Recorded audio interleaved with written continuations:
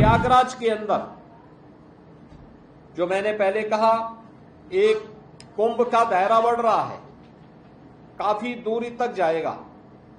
हमारा प्रयास होना चाहिए कि जहां पे कुंभ का दायरा जहां जा रहा है वहां पे हम लोग वेरिकेड करें।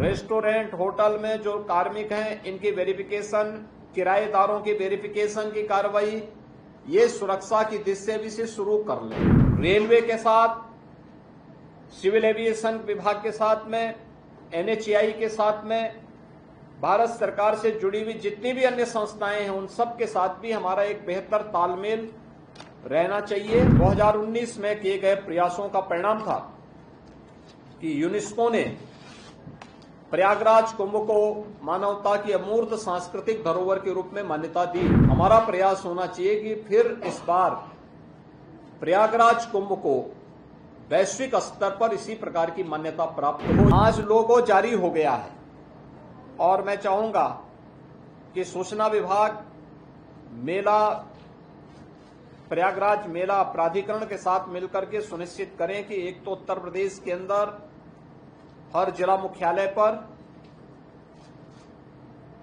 हर रेलवे स्टेशन पर,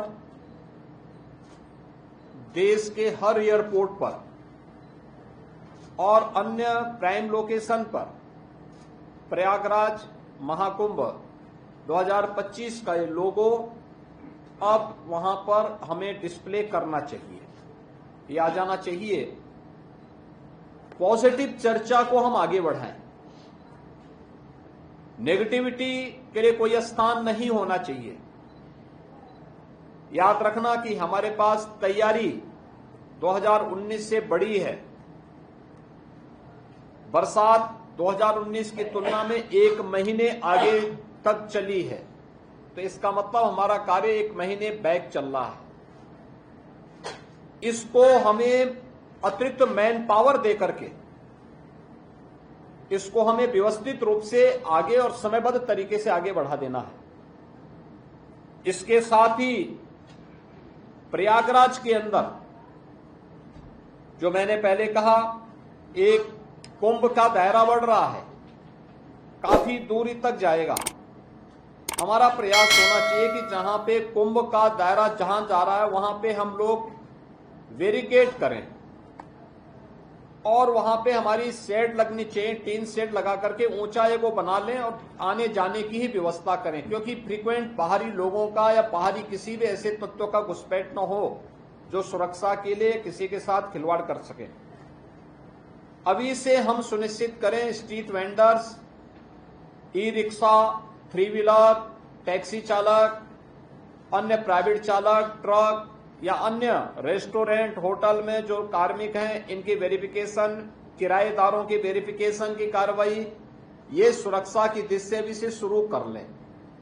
सीसीटीवी कैमरा हमने ऑपरेशन त्रिनेत्र के अंतर्गत सेफ सिटी में यह निजी भागीदारी के माध्यम से भी, लोगों के सहयोग से भी लगाया था, विभिन्न संस्थाओं के सहयोग से भी सीसीटीवी कैमरे हम लोगों ने लगाए थे। हमारा प्रयास होना चाहिए कि ये सभी क्रियाशील होते हुए दिखाई देने चाहिए। रेलवे के साथ, सिविल एविएशन विभाग के साथ में, एनएचएआई के साथ में, भारत सरकार से जुड़ी हुई जितनी भी अन्य संस्थाएं हैं उन सब के साथ भी हमारा एक बेहतर तालमेल रहना चाहिए। मुझे विश्वास है कि हमारे पास अभी समय है, कार्य व्यवस्थित रूप से आगे बढ़ रहा है। टीम प्रयागराज जो प्रयागराज महाकुंभ के लिए यहां पे अधिकृत की गई है, वह यहां के मान्य जनप्रतिनिधियों के साथ बेहतर संवाद बनाते हुए अखाड़ों के साथ में, संतों के साथ में, आचार्यवाड़ा, काकचौक या तीर्थ पुरोहित, इन सभी के साथ में बेहतर समन्वय बनाते हुए अपने कार्यक्रम को हम लोग समयबद्ध तरीके से कर रहे हैं। और जितने भी बड़े कार्य, कंस्ट्रक्शन के कार्य हो रहे हैं, हमारा प्रयास होना चाहिए कि 10 दिसंबर उसकी डेडलाइन हो।